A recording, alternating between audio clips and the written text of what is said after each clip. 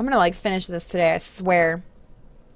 I'm sure that many of you are especially grateful that tomorrow is a rest day after today's events. Make sure to get plenty of rest and relaxation because this will be the last one. That is all. I woke up feeling excited to go out.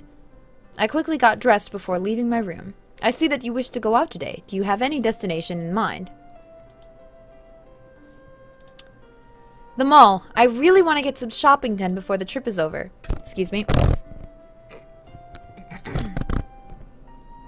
The mall, you say? That sounds like a fantastic place to visit.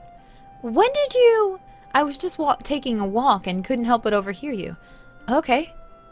Well, seeing as I have you here anyway, I'd like to ask you what you think of the game so far. It's certainly unusual. Unusual good or unusual bad.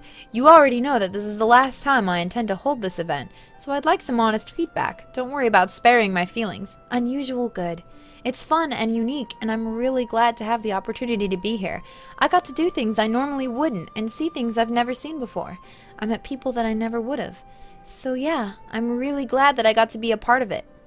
You sound a little sad despite the glowing review. Is there something on your mind?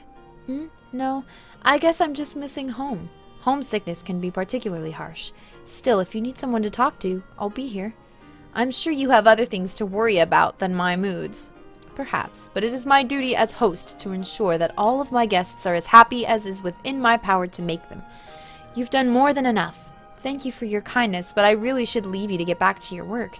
I'm sure you have plenty to plan for with the event coming to a close. That is true. However, do consider what I've offered, and please enjoy the rest of your stay. With that, he nodded at me before turning on his heel and leaving.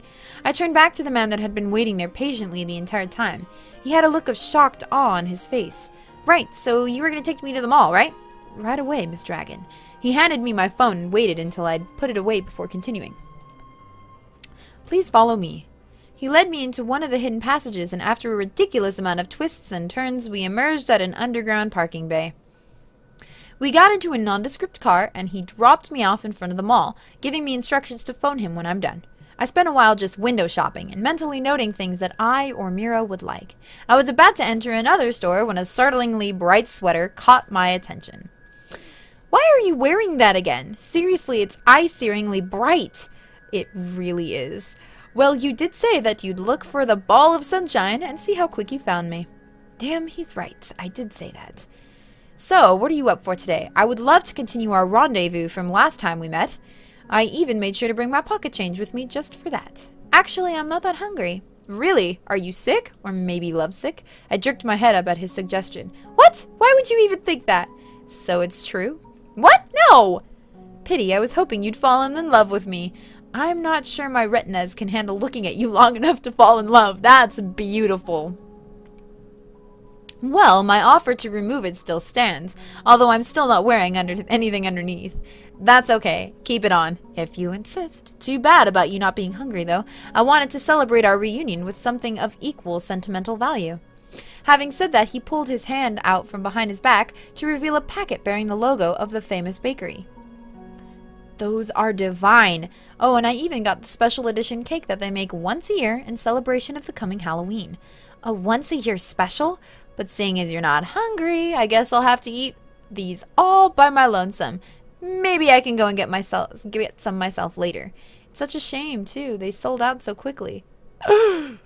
As he turned to leave, my resistance cracked. Wait! I guess I won't mind having just a little. I mean, how can I keep you company after all? How can I not keep you company after all you did for me last time? Well, I don't want you to force yourself. If you really don't want any of these delicious cakes, then no, I mean, it's no trouble at all. Well, should we go to the usual spot then? Yeah, sure. I can't believe I almost missed out on these. Why do they only make them once a year? I think it has something to do with the ingredients being rare and seasonal, but it could just be the baker's whims. Halloween isn't the only day they have special treats for. They have ones for Valentine's, Christmas, and even White Day. For those that do not know, White Day is the day celebrated in Japan. I think like a month after Valentine's Day, where anyone who received gifts gives gifts in return to those who gave them gifts. Yeah.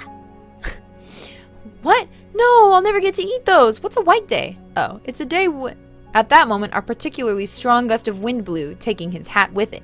He tried to grab it, but it was already too late. His spiky hair was unmistakable. Count? Well, so much for that. You! I don't know why you're getting so mad. I haven't done anything wrong yet, Miss Archer. That flirty personality! I should have known it was you! Wait, you knew who I was already? Well, I don't exactly meet people who can eat as much as you and Mr. Wolf very often. I stood to leave, but the Count grabbed my hand. I'm not letting you get away that easily. Well, I have nothing to say to you. Are you sure you're not maybe blowing this out of proportion? You're right. I'm sorry. I shouldn't have lost control like that. Oh, you can lose control around me anytime. I don't mind. Right, I think I'm just going to be heading back now. Thanks for the cakes. Wait, does the flirting upset you? If it does, I never meant for it to, and that's part of the problem. Do you remember when I said you reminded me of my best friend? Well, she does the same thing. She flirts with everyone, and none of it means anything. It's just the way she speaks. But it's never bothered you before. If it's become an issue that it means nothing, does that mean that you want it to mean something? Despite myself, I felt my cheeks heat up at his suggestion. Can I take that as a yes? No. Crap, this was not supposed to happen. I didn't come here looking for romance. So you don't want it to mean something, but you don't like that it means nothing. Stop confusing me! Come on, brain, say something! He suddenly pulled me closer before whispering in my ears. Oh gosh, this is where Darkovika feels really awkward. I need to know. I couldn't suppress a shiver, although whether it was from the feel of his breath ghosting across... Why is that always the word that's used? Ghosting across my ear, or his low tone of voice, I'm not sure.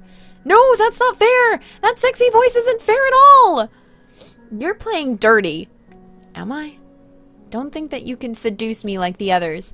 Then it's okay if I seduce you in a different way. What? He slowly pulled back to stare at me with his beautiful blue eyes. Oh my god, they kissed! I could feel myself being drawn in. Why is his jumper so yellow? And the gentle touch of his hand on my cheek only amplified that. He hesitantly drew closer until our lips were mere inches apart. His eyes searched mine before he gently closed the gap. I feel so awkward. I felt something like a spark pass through me and started to respond to his kiss. I'm sorry. I reached up to move my arms around his neck, drawing him even closer. There's no harm in indulging in just one kiss, right? My response seemed to fuel his own, and he deepened the kiss and then pulled my body flush against his. I can't read this! It's too embarrassing! When we finally pulled apart, I was a little out of breath. He moved back slightly and ran a hand through his hair before speaking. So, can I take that as a yes? I took a step back and looked away, unable to hold his gaze. I see. Can I at least know why?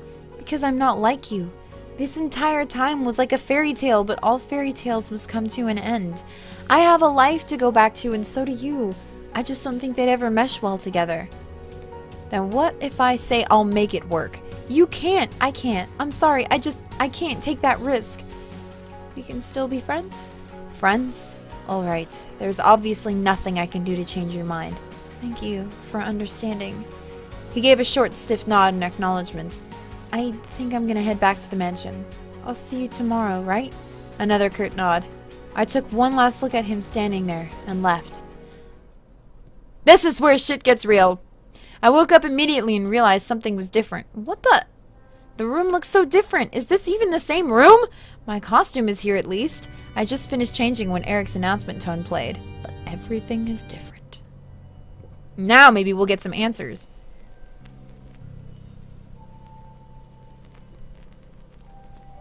It's a pretty good, that static has a good touch. Instead of Eric's voice, only static could be heard. I wonder if there's something wrong with this thing. Hang on a sec. Ah, my throat is getting dry. The static just kept getting louder before abruptly cutting off to be replaced with his announcement tone. So much for that. I guess I'll head to the team room. I opened the door only to freeze.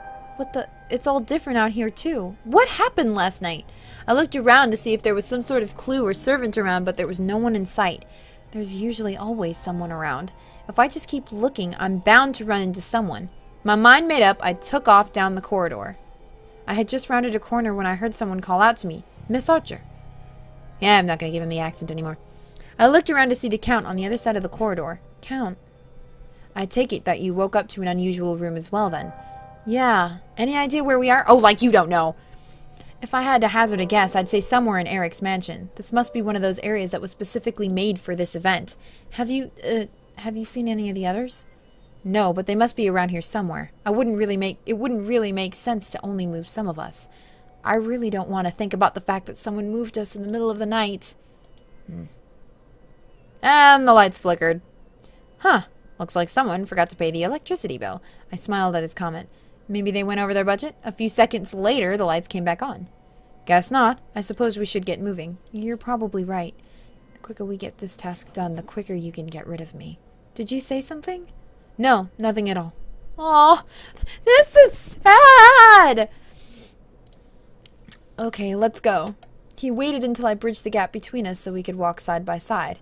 We walked along the corridor with an awkward silence between us. Out of the corner of my eye, I caught him repeatedly glancing over at me before looking away. I pretended not to notice as the knot of guilt in my stomach grew.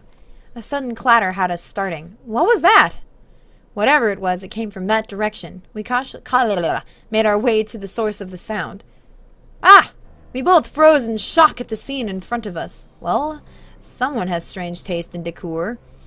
And possibly lacks olfactory perception. Oh my god. We turned to see a pale Mr. Wolf enter the corridor, closely followed by Mr. Bandages. I was wondering where the two of you were. I almost thought you got lost. Finally! Company that might actually hold it together. I don't think I've ever seen you this excited to see me. Did aliens steal his body? Mr. Bandages completely ignored us as he walked through the bloodied corridor to get a closer look at the blood-stained message on the wall. I cringed at the sloshing of his feet over the entrails. You guys didn't think this would be a real Halloween game without some spooks! Eric certainly outdone himself this time. For once, something in his Halloween event is more creepy than corny. Are you going to tell us what you're looking at, or just stay there and enjoy the smell? Hey, the message is a little smeared, alright? And the writing itself is really untidy. I'm trying to figure the words out right now. He scanned the words before making a rude sound. Oops. There's nothing useful here! What does it say, though? I'll hide something something seek. Find something before I something something first. Something something last something fails. We shall something for all something. Well, I at least know this. Find something before I find you first. That is completely useless. Are you sure you're reading it right? You're welcome to try if you think you can do better. The Count grimaced as he walked toward the wall. I'm going to have to throw these shoes out after this. E.T. blank blank N blank T.Y. Eternity? Not much use, were you? Well, that could be pay or play. I'm not sure if that's a smear or an L. Still not helpful. The sound of childish singing bounced off the walls, seemingly coming from everywhere at once. I'm going to turn this up. The lights began to flicker and I felt Mr. Wolf grab my hand. As the singing faded, the lights stopped flickering. Well, that was something. Nothing more than a cheap trick to scare us. Well, it must have worked considering how close you are to me all of a sudden. Or don't tell me you've actually fallen for me as well. You're full of yourself. They made their way back over to us. Count at our clasped hands before quickly looking away and clearing his throat. Well, anyway, that clue was of no help. We came from that corridor, and there was nothing out of the ordinary. Perhaps we should continue along the left path until we find more clues. Yeah, probably best to leave this area as quickly as we can. Let's hope Eric's second clue makes more sense. We all headed off together, keeping a lookout for anything that might give us a hint as to what we were supposed to be doing. After a few minutes of walking, the lights began flickering again. Keep moving, it's just a trick! As he said that, we saw a flickering blue light in the middle of the corridor. Mr. Wolf's hand tightened around mine as he suddenly stopped. I turned to face him, but he was staring at something straight ahead. Hey, what's the holdup? Mr. Bandages pushed his way in front of us before stopping abruptly. Hey, Count, come take a look at this. The Count walked past us to stand beside Mr. Bandages. The singing started up once again as my eyes darted to see what had caught their attention, but I couldn't see anything with them in the way. I let go of Mr. Wolf's hand and pushed my way between Mr. Bandages and the Count. Is that a child? The child pointed at us and mouthed something silently. Does anyone know how to lip read? Why, yes, in fact, Mr. Bandages. Regrettably, it is not one of my skills. Mr. Bandages? As a matter of fact, I do. So what's she saying? 4 little costumed dolls to play with me. One fell behind, and then there were 3. And then there were... Mr. Wolf! We turned to face him, but he was gone. Mr. Wolf, where are you? If you're playing a joke, it isn't funny. The singing abruptly stopped. I spun around to see that the child had disappeared as well. He was right behind us. The Count started to walk down the hallway to look for Mr. Wolf. He can't have gone... What is it? It's nothing. I just stepped on something. He leaned down to pick the item off the ground. So, this is interesting. The Count walked back to show us what he found. It's Mr. Wolf. He held out a blood-covered doll of Mr. Wolf. I accidentally got blood on it from my shoes. So he's a girl's plaything. Not much different from the original, I'd say. I whacked him quickly across the arm. Don't be crude! I noticed a folded up piece of paper sticking out from within the doll's belt. Wait, what's this? I pulled it out and unfolded it to find a message scrawled. I love how it's right in the middle as if he's still there. Find me. I guess that's our second clue. To find Mr. Wolf? Are you sure we can't carry on with the doll? At least it won't freak out or grab me in the dark. Well, either way, we're not going to solve anything by standing in the middle of the corridor. We continued walking in awkward silence with the Count beside me as Mr. Bandages behind us. I can't take this anymore! Count and I turned to look questioningly at him. Are you finally losing it? I'm sure he's lost it ages ago. Don't give me that! All your moon-eyed stares are driving me crazy. I feel like a damn third wheel or something. Oh. I flushed at Mr. Bandage's words. Was it that obvious? If you're feeling left out, forget this. I'll walk in front. At least that way I don't have to see it. He pushed his way past us. Still, I pretended that nothing was wrong.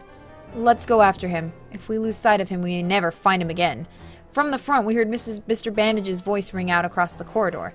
You know, Count, I never pegged you as the shy type. Why don't you just confess and get it over with? I looked over at the Count, but he was pointedly looking away.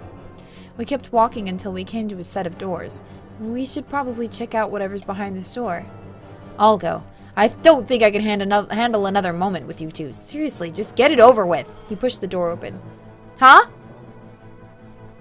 What was that? Oh yeah, I'll go ahead and quit for right now.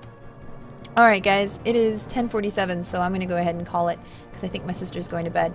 So, that way I don't keep her up. So I will see you guys in the next video, and we'll find out what happens.